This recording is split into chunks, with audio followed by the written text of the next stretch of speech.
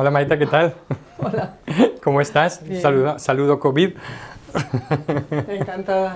Bueno, enséñame un momento tu despacho. Tienes un guardia civil, un Quijote. Sí, Es un universo. un emblema de la Universidad de Burgos, que vinieron unos alumnos y nos trajeron eso, y algunas fotos pues que tienen valor sentimental. Semprún, papeles de Panamá, temas en los que has estado trabajando, ¿no? Sí, hay un poco de todo. Bueno, está hasta el cuaderno con el que yo hice mis primeras letras en euskera, Ah, sí. el Xaviertxo, que era pues nacional católico también. La doctrina. Sí, porque era pues los niños eran, mira, pues, Dios, Jangoikua lo primero, Xaviertxo, Izartxo, que tú sabes que está rezando, Ya. todo así. Qué mundo el de las identidades, ¿eh? Son estas cosas aprendimos.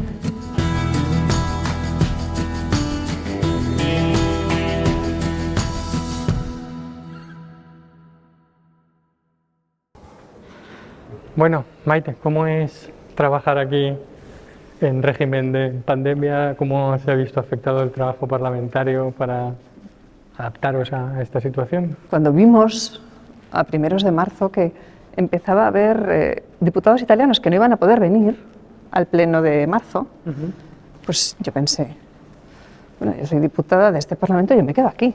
Porque pensé, si voy a España no voy a poder volver. Pero vi el Parlamento muy vacío, ahora está mejor. Y vi el esfuerzo que realizamos los que estaban en distintos países y el puñado que nos habíamos quedado aquí de poner en marcha el Parlamento, y además políticamente como nunca, con mayor fuerza de la que nunca había visto yo en el Parlamento. ¿Y tu trabajo ha sido, digamos, intentar restaurar lo que estabas haciendo, la continuidad, que no se viera interrumpida, o también añadir cosas nuevas? El primer momento fue ver qué era más importante. Y lo más importante tenía que ver con una situación social, institucional y política de convulsión completa. Entonces era, ¿qué es más importante? Bueno, pues ahora lo más importante es que los de libertades civiles miremos en esos confinamientos, en esos ejecutivos reforzados, cómo vemos nosotros qué ocurre con las libertades, con el control político, con la libertad de prensa, con la libertad de expresión. En el caso de otras comisiones era cómo se juntan todos los de presupuesto, cómo hablamos con la comisión, para que todo el dinero que no ha quedado utilizado hasta ahora se rebañe y se convierta en fondos para el COVID.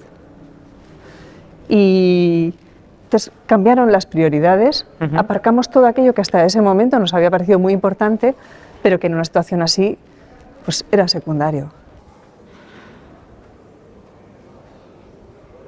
Bueno, Maite, pues yo creo que no podemos estar en mejor lugar en el Parlamento Europeo que debajo o al lado de Simone Veil, una luchadora comprometida con la libertad, así que no necesito más pie para empezar esta conversación contigo, ¿no? Bueno, me parece un rincón maravilloso.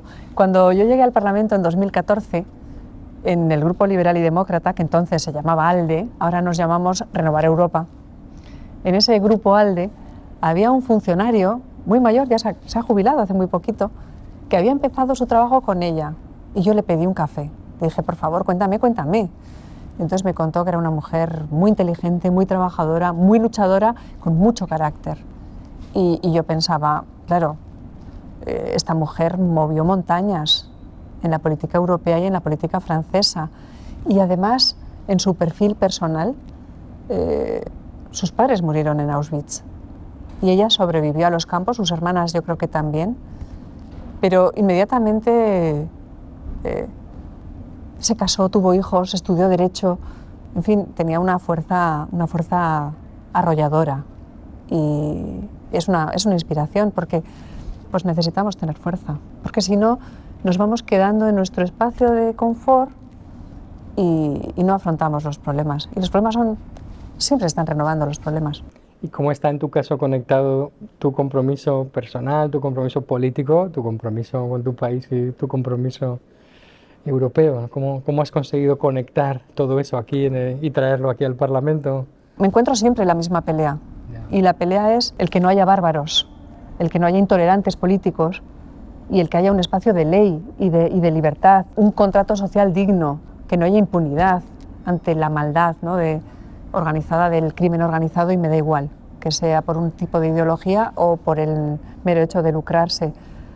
Al final, yo creo que siempre peleo porque el espacio de juego en el que vivimos, o las reglas de juego en el espacio en el que vivimos, sea un espacio limpio, que no sea un espacio tóxico, y que las reglas de juego sean limpias, que permitan que la gente pueda dar lo mejor de sí misma.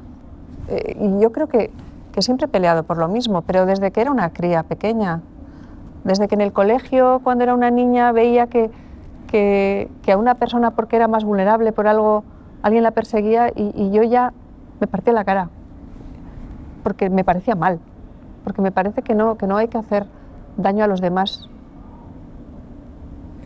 Este es quizá el proyecto más bonito o el antídoto que se ha pretendido contra los nacionalismos y las identidades excluyentes, ¿no?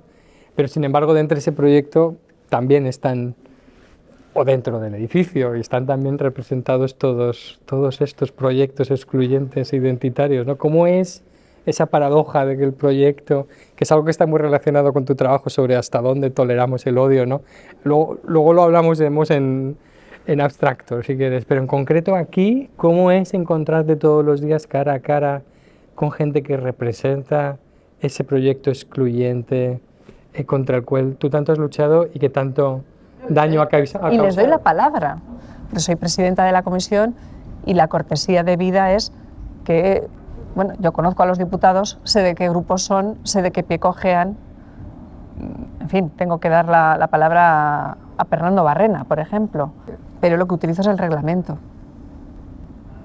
Si los diputados que han sido elegidos legalmente por siglas legales, aunque en algún caso se hayan pasado 35 años siendo terroristas, o jugando al terrorismo desde las instituciones en nuestro país, que es uno de los casos, siendo dirigentes de una organización terrorista, han sido elegidos por una lista legal, yo lo que voy a aplicar es el reglamento.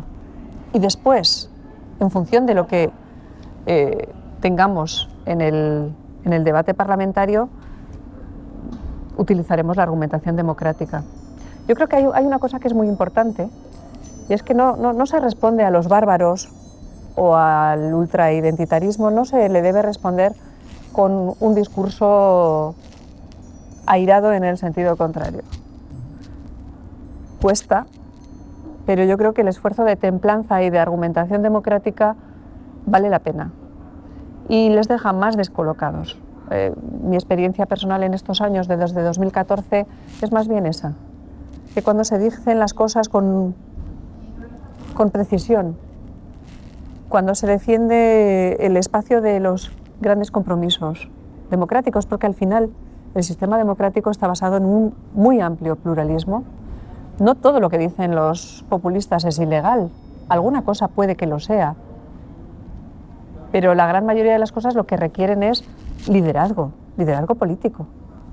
Porque a veces los populistas utilizan temas que preocupan mucho a la gente, con razón, pero tienen soluciones disparatadas o un mero cálculo de poder para llegar al poder y entonces empezar a minar las libertades y entonces, cuando ya están en el poder, empezar a utilizar la hostilidad contra lo que van a ser sus grupos a los que van a intentar estigmatizar o las instituciones del Estado que van a intentar minar para controlar, para supeditar, para domesticar, para que la separación de poderes sea algo solo formal. Bueno, sabemos lo suficiente como para hacer frente a todo esto, pero tenemos que ser más activos. El discurso de la democracia liberal, en el mejor sentido, no debe ser algo que se da por hecho, no en estos tiempos. Y en el espacio público, especialmente en los últimos años, a raíz de la emergencia de populismos, aunque en España tenemos nuestro propio populismo, desgraciadamente identitario, y nacionalismos excluyentes desde hace mucho, pero el lenguaje se ha poblado de odio, se ha llenado de odio.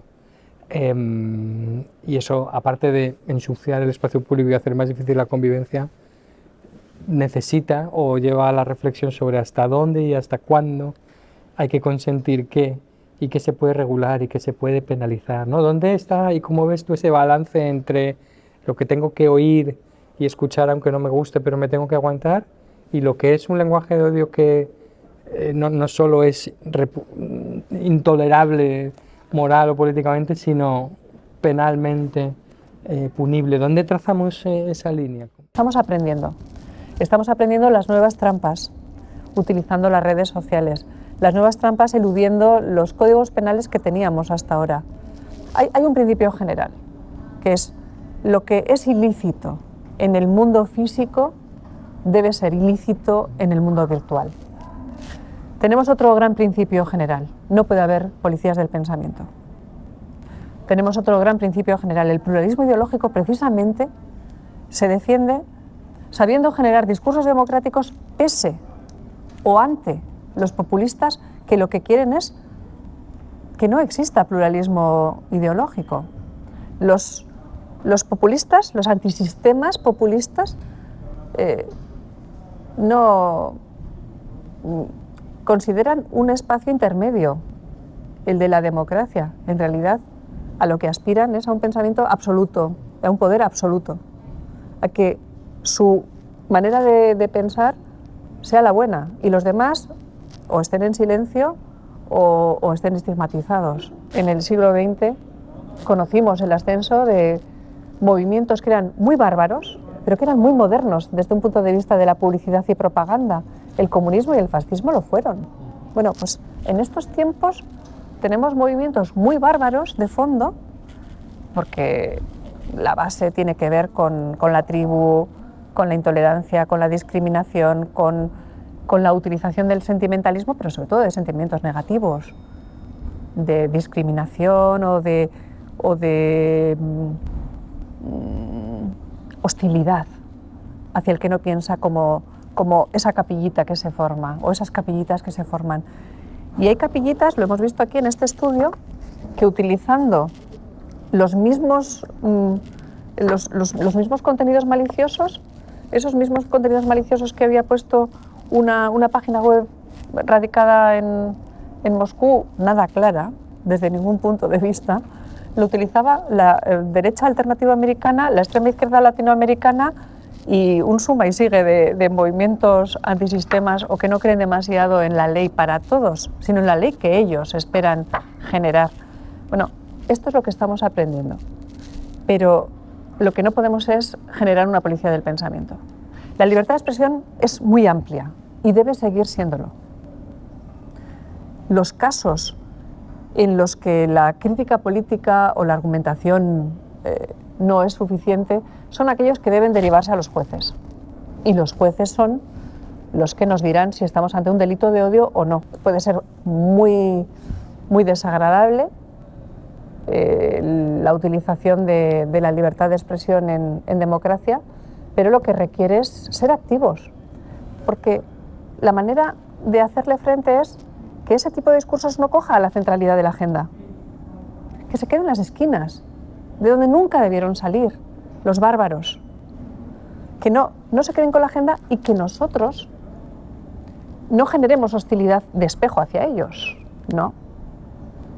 Lo que tenemos que conseguir es que mucha gente se dé cuenta de la amenaza que significa para la democracia que ese tipo de gente antisistema, de ultraizquierda o de ultraderecha, que no creen realmente en las leyes, que no creen realmente tanto en la separación de poderes, que tienen un punto esencialista en su manera de identidad política, y ahí póngasele lo que se quiera poner, que la gente se dé cuenta de que de esa manera no puede funcionar un sistema democrático. Y además del lado populista y su utilización de la desinformación para debilitar la confianza, aparte de este lado, quizá desde el lado de gobiernos, ¿eso habéis percibido en el Comité de Libertades también preocupación por excesos o no durante la época de la pandemia, por retrocesos en libertades públicas? ¿Crees que ha sido una especie de excepcionalidad excesiva o estamos trabajando para devolver a la normalidad, no solo sanitaria, sino también política? ¿Había un coste político ahí? Sí y no solo. Vamos a ver, las estrategias del populismo, como estrategias de publicidad y de manejar agenda rápida, tóxica, pero rápida, que da mucho protagonismo, no la hacen solo los partidos populistas. Esto se lo está aprendiendo mucha gente. Cuando nosotros estamos investigando todas estas cosas, estamos investigando que no es lo mismo que sea un particular el que genera discurso de odio, que sea un rapero muy famoso quien genera discursos de odio, que sea un grupo político de la oposición quien genera discurso de odio, o que sea un partido en el gobierno quien lo hace. Cuanto mayor es el nivel de responsabilidad institucional, mucho más grave es. Pero los trucos de la propaganda, que primero empezaron pues, estos grupos populistas, la tentación está en muchos más agentes políticos. Y durante la pandemia lo que hemos visto es que los ejecutivos reforzados, que necesitaban controles reforzados, hubo un momento en que en algunos países pues, los portales de transparencia se cerraban, como en España, o había un cierto gusto de filtrar preguntas a los periodistas. Esto no pasó solo en España, pero en España pasó. Pasó superado, afortunadamente. O los parlamentos nacionales, claro, bajo la circunstancia de cómo garantizamos la salud, hubo un momento en que esas labores de control, que con un ejecutivo reforzado tienen que reforzarse, estuvieron desequilibradas. Si te llamo o te llama alguien a las 5 de la mañana y te despierta y estás enfadada porque te han despertado, ¿qué buena noticia te tiene que dar para que decir gracias? Era justo lo que más me apetecía. Bueno, pues que hemos conseguido los presupuestos plurianuales, que son realmente solidarios, que vamos a poder ayudar a todos los europeos y además que gobiernos y oposiciones de los 27 países que forman la Unión Europea han decidido ir a una para sacar adelante esta situación terrible. Bueno, pues esperemos que esa llamada ocurra, aunque te despierten a las 5. Bueno, como si me llaman a las 4. Vale.